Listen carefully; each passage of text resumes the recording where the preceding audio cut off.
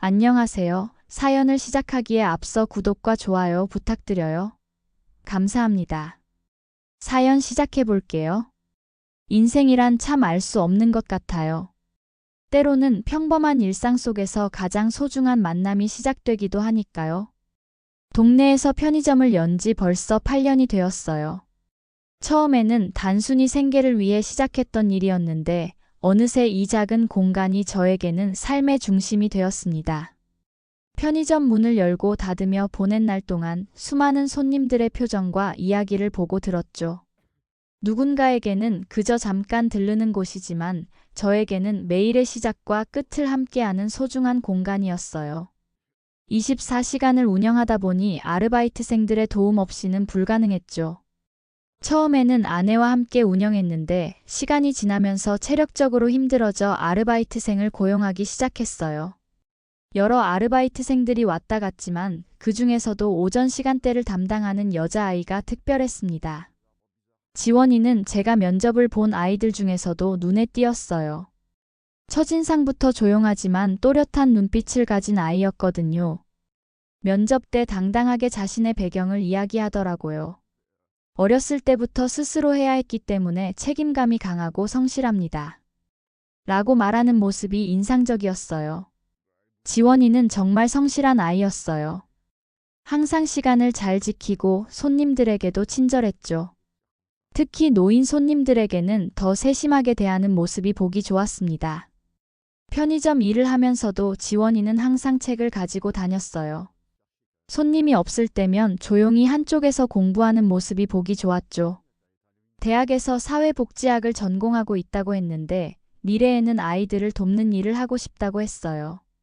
그런 꿈을 이야기할 때면 지원이의 눈빛이 더 반짝였습니다.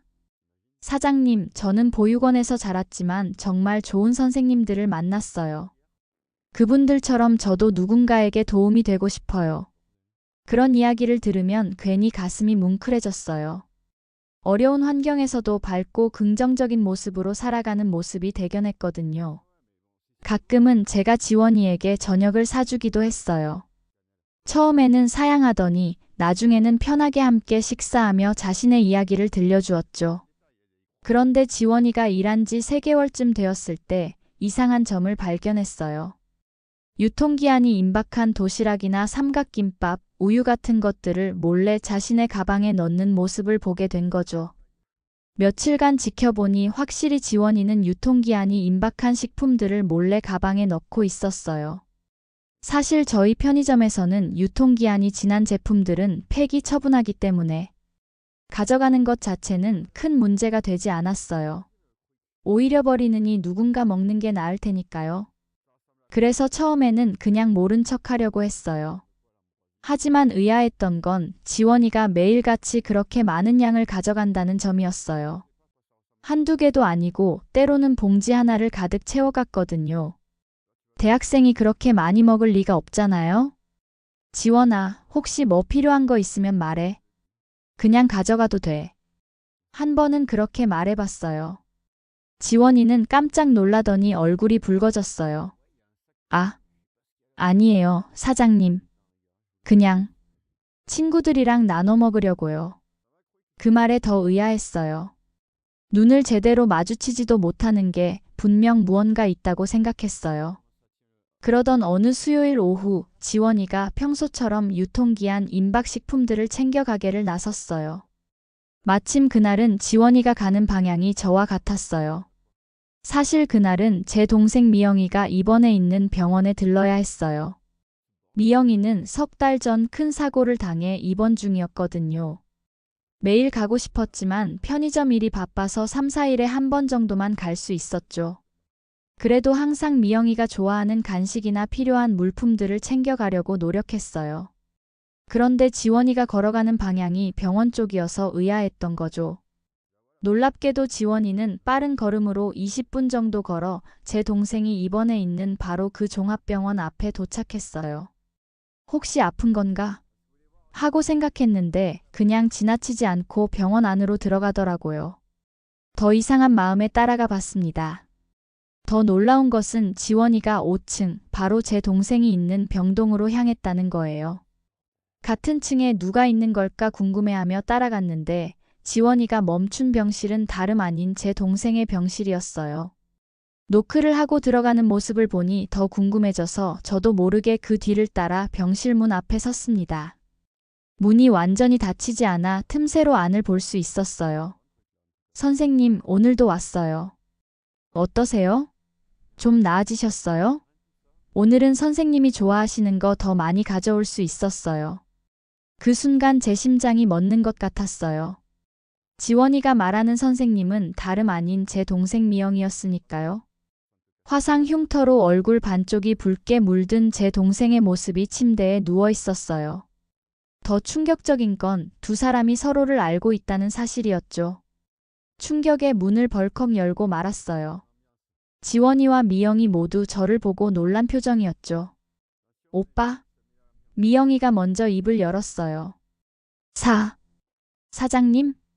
지원이는 깜짝 놀란 표정이었죠. 그 순간 모든 퍼즐이 맞춰지는 느낌이었습니다. 그동안 동생이 종종 말했던 착한 학생이 바로 우리 편의점 아르바이트생이었던 거예요. 너무 뜻밖이라 한동안 말을 잇지 못했어요. 눈물이 왈칵 쏟아졌죠. 지원아, 네가 그 아이였어? 제 목소리는 떨리고 있었어요. 병실 안에는 잠시 침묵만이 흘렀습니다. 미영이는 약간 놀란 표정으로 우리 둘을 번갈아 보았어요. 오빠, 지원이를 어떻게 알아? 미영이가 물었어요. 지원이는 우리 편의점에서 일하고 있어.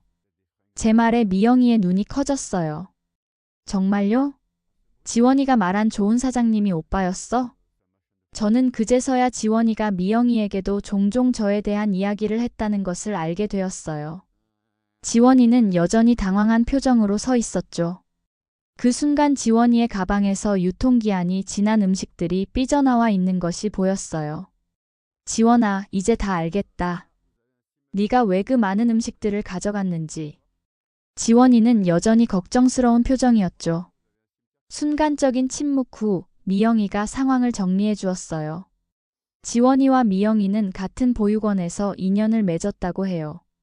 미영이가 그곳에서 교사로 일하면서 지원이와 그 남동생을 특별히 챙겼다고 합니다. 사실 지원이가 대학에 진학할 수 있었던 것도 미영이의 도움이 컸다고 해요. 오빠, 지원이는 정말 특별한 아이였어. 어려서부터 책임감이 강하고 동생을 위해서라면 무엇이든 하는 아이였거든. 미영이의 말에 지원이는 부끄러운 듯 고개를 숙였어요. 그때 지원이가 처음 면접을 봤을 때의 또렷한 눈빛이 생각났습니다. 두 아이 모두 부모를 일찍 여의고 친척도 없어 보육원에서 자랐대요.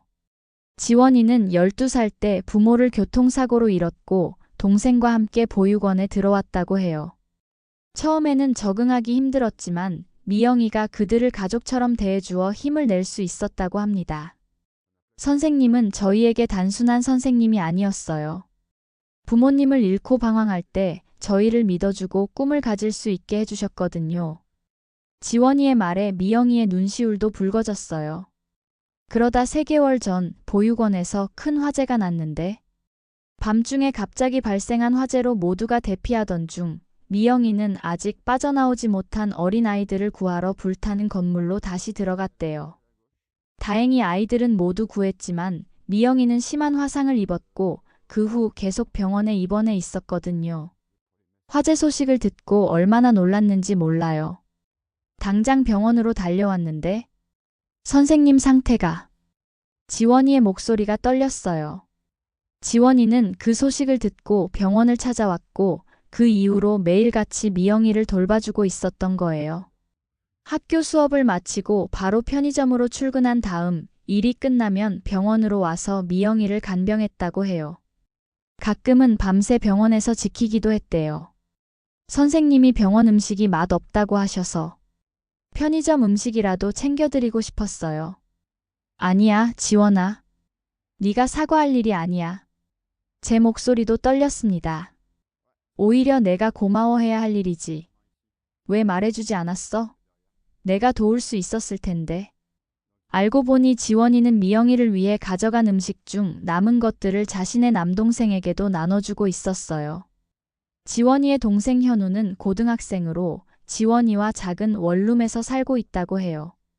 지원이는 학업과 아르바이트, 동생 뒷바라지에 병원, 간병까지 고작 22살의 어린 나이에 혼자서 모든 짐을 짊어지고 있었던 거죠. 그날 저녁 뒤늦게 병원에 온 제 아내도 지원이의 이야기를 듣고 눈물을 쏟았어요. 우리가 바빠서 매일 병원에 오지 못했던 동안 이 학생이 이렇게 돌봐주고 있었다니. 지원아, 앞으로는 유통기한 지난 것 말고 네가 갖고 싶은 거, 미영이가 먹고 싶어 하는 거 다 가져가. 제가 말했어요. 그날 이후로 저는 지원이와 함께 미영이를 더 잘 챙기기 시작했습니다. 편의점 일이 끝나면 두 사람이 함께 병원으로 향했고 주말에는 아내와 함께 가서 미영이의 병실에 웃음꽃이 피었죠. 지원이가 편의점에서 미영이를 위해 간식을 고를 때면 저도 몰래 더 좋은 것으로 바꿔놓곤 했어요. 그리고 매주 한 번씩은 장을 보러 가서 지원이와 지원이 동생이 먹을 만한 것을 사 들고 지원이의 작은 원룸에 들렀어요. 쌀통이 비었을 때는 10kg짜리 쌀을 사 날라주기도 했죠. 처음에는 지원이가 부담스러워 하더라고요. 그 후로 미영이의 상태는 점점 좋아졌고 한 달 뒤에는 퇴원도 했습니다. 지원이와 더 많은 이야기를 나누면서 그 아이가 얼마나 책임감 있고 따뜻한 마음을 가졌는지 알게 되었습니다. 때로는 지원이와 함께 식사를 하며 동생과 지원이, 저희 부부 모두 하나의 가족처럼 지냈어요. 미영이의 퇴원 후에도 우리의 인연은 계속되었어요. 주말마다 지원이와 현우를 우리 집으로 초대해 함께 식사를 했죠. 처음에는 어색해하던 아이들도 점점 편안하게 우리 집을 드나들기 시작했어요. 특히 지원이의 동생 현우는 제 아내와 금세 친해졌어요. 아줌마, 이거 진짜 맛있어요. 엄마가 해주던 맛이에요. 아내의 요리를 먹으며 현우가 말했을 때 아내의 눈시울이 붉어지는 걸 보았어요. 지원이는 여전히 학업과 아르바이트를 병행하며 바쁜 나날을 보냈지만 예전보다는 한결 밝아 보였어요. 더 이상 음식을 몰래 가져갈 필요가 없었고 동생과 미영이에 대한 걱정도 조금은 덜 수 있었으니까요. 사장님 정말 감사해요. 제가 이렇게 학교를 계속 다닐 수 있는 것도 다 사장님 덕분이에요. 지원이는 종종 그렇게 말했지만 사실 도움을 주고 있는 건 저희가 아니라 지원이었어요. 그 아이가 우리 가족에게 가져다 준 웃음과 따뜻함은 말로 표현할 수 없을 정도였으니까요. 우리 부부는 결혼한 지 20년이 넘도록 아이가 생기지 않아 포기하고 살았거든요. 처음에는 아이를 가지지 못한다는 사실이 큰 상처였지만 시간이 지나며 그저 둘이 살아가는 삶에 적응했었죠. 하지만 지원이와 현우를 만나고 나서 우리의 삶에 무언가 채워지지 않았던 빈자리가 있었다는 걸 깨달았어요. 그러던 어느 날 저녁 아내가 조심스럽게 제안을 했어요. 여보, 우리 지원이와 동생을 입양하는 건 어떨까요? 식탁에 마주 앉아 있던 저는 아내의 제안에 처음엔 당황했어요. 하지만 아내의 눈빛에서 진심을 읽을 수 있었죠. 난 항상 엄마가 되고 싶었어.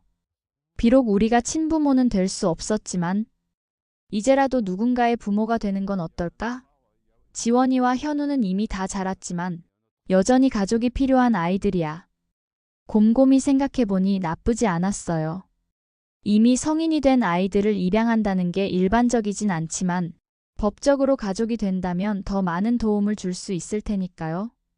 지원이가 대학을 졸업하고 사회에 나갈 때까지 현우가 대학에 진학할 수 있도록 우리가 든든한 버팀목이 되어줄 수 있을 거예요.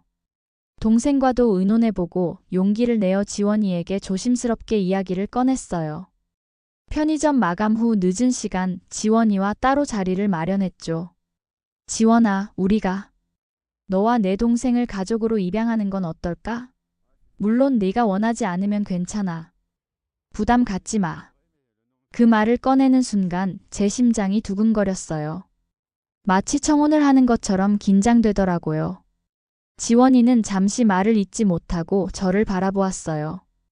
그 눈에는 놀라움과 감동, 그리고 복잡한 감정이 섞여 있었죠. 저희를 입양하신다고요? 지원이의 목소리가 떨렸어요. 눈가에 맺힌 눈물이 반짝였습니다. 응. 물론 너희가 원한다면 말이야. 우리 부부에게는 자식이 없어. 그리고 너희 둘을 만나고 나서 우리에게 가족이 필요하다는 걸 깨달았어. 너희가 이미 다 자랐다는 것도 알아. 하지만 가족의 울타리는 언제나 필요한 거잖아. 지원이는 한참을 생각하는 듯 했어요. 그러다 조심스럽게 말을 이어갔습니다. 사장님, 정말 감사해요. 이런 제안을 해주시다니. 저는 정말. 지원이가 깊게 숨을 들이쉬었어요. 하지만 저희는 이제 거의 다 컸고 제 동생도 곧 대학에 갈 거예요. 이미 충분히 도와주셨어요. 법적인 가족은 아니더라도 마음으로 이어진 가족이었으면 좋겠어요. 예상치 못한 대답이었어요. 한편으로 서운하기도 했어요. 얼마 전 지원이가 졸업을 앞두고 취업 준비를 하는데 제가 조금 도움을 줬어요. 그 아이의 동생도 이제 고등학교를 졸업하고 대학에 합격했다는 기쁜 소식을 들었고요. 두 아이 모두 밝고 건강하게 자신의 길을 걸어가고 있어요. 가끔 편의점에서 유통기한이 임박한 식품들을 정리하다 보면 그날 찾아온 감동이 생각납니다. 만약 제가 그날 지원이를 따라가지 않았다면 제 동생과 지원이 사이에 특별한 인연을 알아차리지 못했을 거예요. 이상하게도 그 전까지는 동생이 입원해 있는 병원에서 지원이를 만난 적이 없었는데 알고 보니 지원이는 항상 제가 가지 않는 시간에 병원을 찾아갔던 거였어요. 우연히 그날 시간이 맞아 이 모든 인연이 연결될 수 있었던 것 같습니다. 세상에는 유통기한이 있는 것들이 많지만 진심 어린 마음과 따뜻한 인연에는 유통기한이 없는 것 같아요. 지금도 지원이는 가끔 편의점에 들러 바쁜 시간에 도움을 주고 갑니다. 더 이상 유통기한 지난 음식을 몰래 가져가진 않지만 대신 함께 나눌 수 있는 따뜻한 마음을 가져다 주는 것 같아요. 유통기한이 지났지만 버려지지 않은 음식처럼 우리의 인연도 어쩌면 우연히 시작되었지만 결코 허투루 끝나지 않을 겁니다.